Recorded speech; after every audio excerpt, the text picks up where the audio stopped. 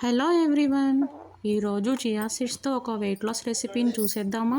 మనకి early morning breakfast prepare చేసే time లేనప్పుడు నైట్ టైం మనం దీన్ని ప్రిపేర్ చేసుకుని రెడీగా పెట్టుకోవచ్చు. ముందుగా నేను ఒక గ్లాస్ జార్ తీసుకున్నాను.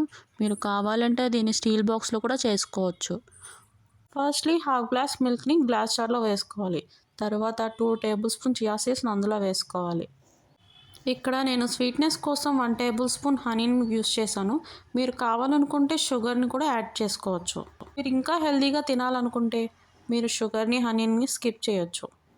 ఒక స్పూన్తో ఆ 3 ఇంగ్రీడియంట్స్ అని బాగా కలిసేలా మిక్స్ చేసి మూత పెట్టేసుకుని నైట్ అంతా రెఫ్రిజిరేట్ చేయాలి. ఎర్లీ మార్నింగ్ రెఫ్రిజిరేటర్ నుండి బయటికి తీసుకుని ఒక సర్వింగ్ బౌల్లోకి సర్వ్ చేసుకుని కట్ చేసిన యాపిల్ పీసెస్ని అందులోకి యాడ్ చేసుకోవడమే.